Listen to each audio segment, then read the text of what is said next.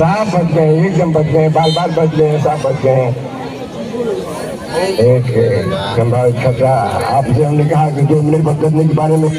खेल जाइए, आप लाभान्वित होंगे, लेकिन आपको लाभ मिला तो, लेकिन कार्य बेकार हो गया। दूसरा कार्य बच्चे मिला था,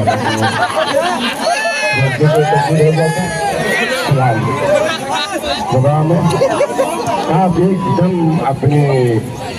जो पेनल्टी एरिया का गोल एरिया होता है उससे करीब है, तो इसलिए गोल एरिया में जाएगी यहाँ से। और वहाँ पर खेल के रखा है खिलाड़ियों ने वहाँ पर आकर कोई खिलाड़ी वहाँ मौजूद है, जूते हुए डिफेंडर कहाँ तक सशक्त है, कहाँ तक मजबूत है, कहाँ तक कामयाबी है, बाल छीनने में, लेकिन बाहर आगे जाके अभी भी। और ये है बेकार, समझे, शुरू हो जाइए।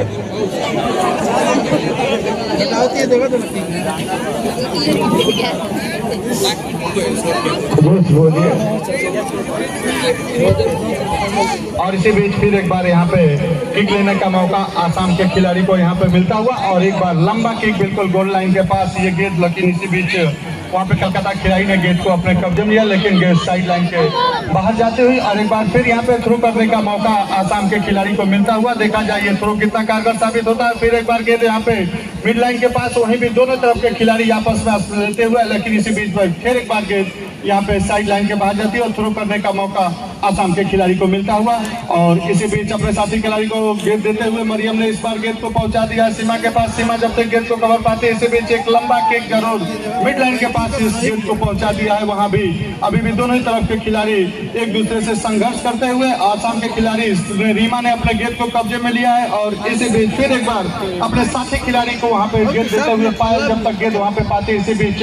कलकत्ता के खिलाड़ी ने गेंद को अपने कब्जे में लिया। एक बार फिर लेफ्ट कॉर्नर से अटैक की तैयारी, मरियम इस समय गेंद को लेकर अपने कब्जे में जाते, लेकिन गेंद एक बार फिर साइड लाइन के बाहर जाते ही और थ्रो करने का मौका एक बार फिर यहाँ की जर्सी में इस समय लवली खेल रही है, और निश्चित तौर से उनका बेहतर प्रदर्शन यहाँ तक रहा है। और फिर एक बार तैयार कलकत्ता का आक्रमण एक बार फिर यहाँ पे बनता हुआ बिल्कुल डी लाइन के पास, और अभी भी गेंद को कलकत्ता के खिलाड़ी ने अपने कब्जे में लेते हुए। और इसी बीच लक्ष्मी जब तक गेंद को पास पहुंच पाते, इसी बीच गेंद साइड लाइन के बाहर जाते ही और थ्रो करने का मौका एक बार फिर आसाम को यहाँ पे बनता हुआ। आसाम के खिलाड़ी एक आसान थ्रो अपने साथी खिलाड़ी को, लेकिन इसी बीच गेंद मिड लाइन के पास पहुंचते हुए, वहां पे जब तक गेंद के पास पहुंचे, इसी बीच कलकत्ता खिलाड़ी ने गेंद को अपने कब्जे में लिया और फिर अपने साथी खिलाड़ी को छोटा पास देते हुए। और फिर चारों तरफ देखने के बाद मरियम चूंकि 16 नंबर की जर्सी में इस समय आगे लेफ्ट आउट के रूप में निकल चुकी थी, लेकिन गेंद उनके पास पहुंच नहीं सकी और गेंद एक बार फिर साइड लाइन के पास जाते हुए और देखा जाए, लेकिन साइड लाइन के पास ही गेंद अभी भी कलकत्ता खिलाड़ी ने गेंद को साइड लाइन के बाहर किया और थ्रो करने का मौका एक बार फिर। लगता है कि वक्त आपके साथ 11 कदम की दूरी तय करेंगे, वहाँ पर दीवार खड़ी की जाएगी। जो पेनल्टी की दूरी होती है उसकी दूरी लगभग पेनल्टी से उसकी दूरी को तक बराबर की दूरी वहाँ लग होती जाती है। और ये बाल टकराई है और ये हाथ से नहीं टकराए तो एक गोल की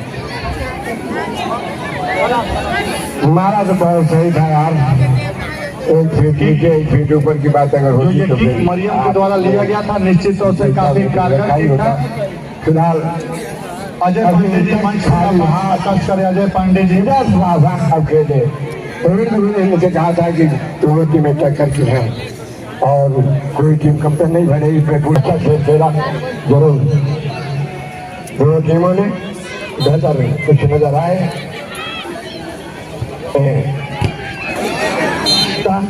और धीरे धीरे के पास चलता हुआ मैच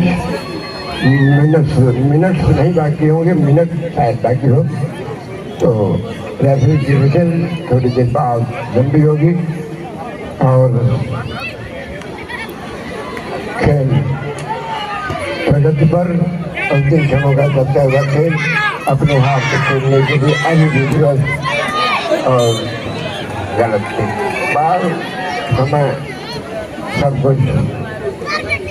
आपके साथ से निकलना जा रहा है, क्योंकि अब आप गोल के करीब हैं, गोल के करीब हैं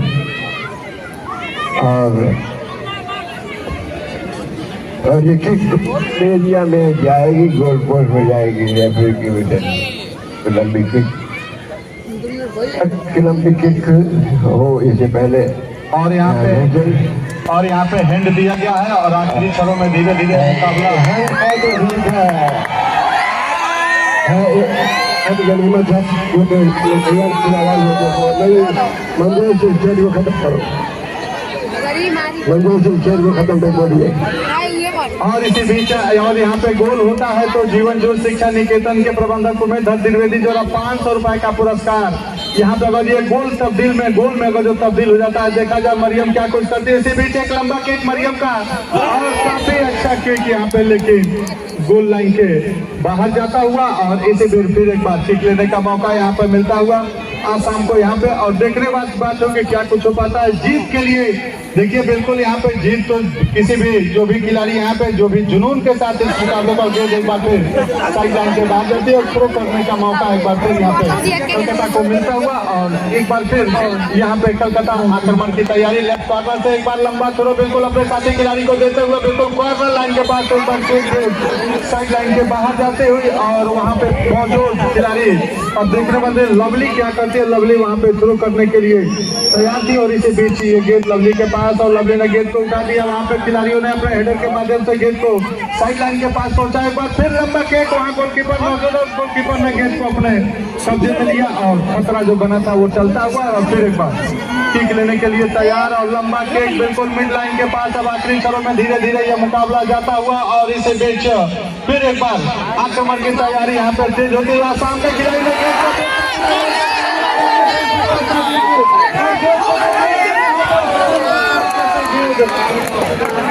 निश्चित तौर पर काफी सुंदर प्रयास और भाग्य का भरोसा कहा जा सकता है। भाग्य का भरोसा बाकी गेंद यहाँ पे गोलकीपर की जितनी तारीफ की जाए उतनी कम है। निश्चित तौर पर इस तरह का जो गोल यहाँ पे अपने साथी यहाँ पे हाफ साइड करार दे दिए गए हैं, हाफ साइड यहाँ पे करार दे दिए गए हैं और ये गोल यहाँ पहले ही हाफ साइड करार दे दिए गए थे। और फिर एक बार यहाँ पे जो लवली के द्वारा जो आक्रमण बनाया गया था, गेंद लेकर लवली के द्वारा जो बिल्कुल गोल पोस्ट के अंदर चली गई थी, लेकिन वहाँ पे पहले ही हाफ साइड करार दे दिया गया। और फिर एक बार यहाँ पे किक लेने के लिए तैयार होंगे और देखा जाए क्या होता है उस किक का कितना असर हो पाता है। इसी बीच एक लंबा किक मिड लाइन के पास और अभी भी 3 नंबर जर्सी में अपने साथी खिलाड़ी को देते हुए और काफी सुंदर यहाँ पे और दोनों ही तरफ से आसाम ने एक बार फिर आक्रमण तेज कर दिया यहाँ पे लेफ्ट कॉर्नर से अपने साथी खिलाड़ी को देते हुए और इसी बीच अभी भी आक्रमण बनता हुआ गेंद एक बार फिर साइड लाइन के बाहर जाते हुए आखिरी क्षणों में धीरे धीरे यह मुकाबले इस मैच का अंजाम चाहे जो भी हो, लेकिन वाकई जिस तरह से दोनों तरफ की बेटियों ने जिस तरह का यहाँ पे मुकाबला खेला है वाकई काबिले तारीफ। यहाँ पे तमाम आए सभी सम्मानित जनता दर्शक बंधु एक बार फिर स्वर्गीय फूलमती देवी राष्ट्रीय महिला फुटबॉल प्रतियोगिता में आप सभी दर्शक बंधुओं का, खिलाड़ी बंधुओं का, प्रेस मीडिया के भाइयों का हार्दिक स्वागत, अभिनंदन और वंदन। कल इसी ग्राउंड पे पहला सेमीफाइनल मुकाबला दिन में 2 बजे से खेला जाएगा और वो पहला सेमीफाइनल मैच होगा। और अभी आपको टीम के नाम नहीं बताया जा सकता क्योंकि इस मुकाबले के बाद चारों टीमों के छोर पे जो लोग वहाँ खड़े हैं आपसे अनुरोध है कि साइड लाइन से आप लोग पीछे हो जाए। कल दिन में 2 बजे से पहला सेमीफाइनल मैच खेला जाएगा। इस मैच के बाद टाई निकाला जाएगा, उसके बाद उसकी घोषणा की जाएगी। लेकिन आप सभी दर्शक बंधु कल दिन में 2 बजे से पहला सेमीफाइनल देखने के लिए आप लोग जरूर अपने इस ग्राउंड में जरूर पधारे। स्वर्गीय फूलमती देवी राष्ट्रीय महिला फुटबॉल प्रतियोगिता का पहला सेमीफाइनल मैच कल इसी ग्राउंड पे खेला जाएगा दिन में 2 बजे से। और फिर एक बार सुंदर किक और इसी बीच गेंद साइड लाइन के पास जाते हुए जब तक कलकत्ता खिलाड़ी गेंद के पास पहुंच पाते इसी बीच गेंद साइड लाइन के बाहर जाते हुए और इसी बीच ये गेंद फिर एक बार कलकत्ता के मरियम के पास उन्होंने अपने साथी खिलाड़ी को देना चाहा और गेंद एक बार फिर वहां पे अपने साथी खिलाड़ी को देते हुए और अभी भी गेंद निश्चित तौर पे आखिरी समय में धीरे धीरे पहुंचता हुआ और अब कुछ समय और शेष यहाँ पे और इसी बीच आसाम के खिलाड़ी थ्रो करने के लिए यहाँ पे तैयार होंगे। एक लंबा थ्रो अपने साथी खिलाड़ी को देते हुए और एक बार फिर राइट कॉर्नर से अटैक की तैयारी और फिर एक बार 10 नंबर के खिलाड़ी मजर्सी ने गेंद को साइड लाइन के बाहर किया और थ्रो करने का मौका एक बार फिर आसाम के पास आता हुआ।